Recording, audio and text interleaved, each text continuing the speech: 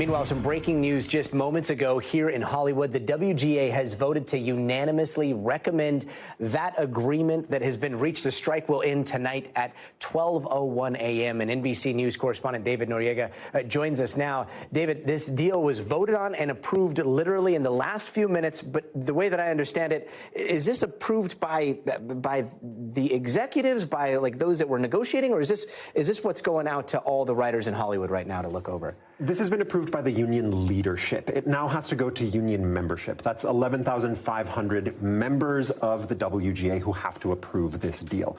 We literally just got it minutes ago. We are reading it as all the writers in Hollywood are reading it right now. Yeah. Racing to try and, get our hands around this. What I can tell you from having talked to a few writers is that this is a union, it's a pretty democratic union. It's a union where the rank and file is pretty much in step with the leadership. What I heard is that writers saying basically they don't think leadership would have sent them a deal that they didn't like. They would only send them a deal that they would be likely to vote on. So the general expectation before the details came out was that this was going to be successfully voted on by the rank and file. Now, obviously, we now have the details. There's going to be a lot of work to do in terms of actually going through them and making sure, just from a top line look, it seems to hit all of the main points. Protections from AI, residuals, base pay and health benefits, kind of the main points that the union has been talking about from the beginning of the strike. This is live here, so let's just kind of dive in here with the summary. I'm just going to read this. Artificial Intelligence 5, that's something that we've been covering for quite some time.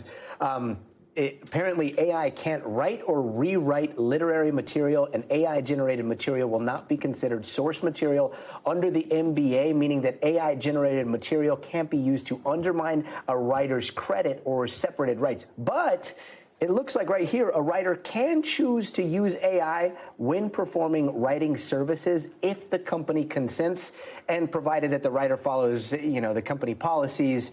But the company can't require the writer to use AI software, it's really interesting because we're starting to see, look, in certain cases, AI is now here to stay. So it's up to the writer, but only if the company says it's okay, but not unilaterally used by the company without the writer's consent. Is that what you were expecting? I mean, this gives the agency to the writers just from reading that language, and that's huge, right? That's kind of exactly what was at stake with a lot of these negotiations. Not only that, the fact that the writers were able to get that from the studios suggests that the actors should be able to get something similar. And this AI is one of the things that actors are also very worried about, right? You have people who've hosted shows like you have, for whom there's hours and hours and hours of tape that could be used to train an AI model to sort of create a digital, like a fake host for a show or something like that. Actors are super worried about that. They're gonna look at this and think, you know what, if they got it, we should be able to get something similar. And all of this,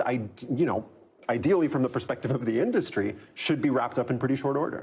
This is one of those sticking points, though, that when it comes to writers, it's very different, the written word versus likeness and sound. I hate to say it, but this doesn't seem as clear-cut. You can't copy and paste this for the actors, right? No, of course. I mean, I couldn't even tell you how many pages it is because I'm just scrolling on an iPhone, but the devil's in the details, right? There's a lot of work to do in going through the concrete implications of this. And I think for that reason, the guild members are actually going to have some time, right? It's not until, I think, the first few days of October that they're even going to be able to start voting on this, and then they'll have about a week's time to vote on it. That's because everyone's going to want to actually sit down and read through this and figure out what it means. Do you see this getting ratified? I mean, based on who you've been speaking to? Based on what I've heard from people, yes. There would have to be something really surprising in the details here that would signal a serious disagreement between WGA leadership and WGA membership, rank and file,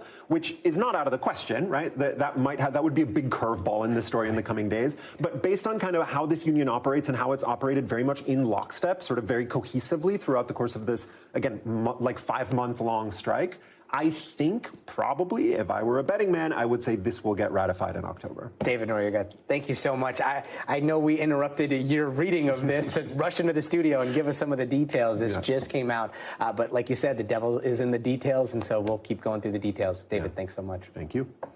Thanks for watching. Stay updated about breaking news and top stories on the NBC News app or follow us on social media.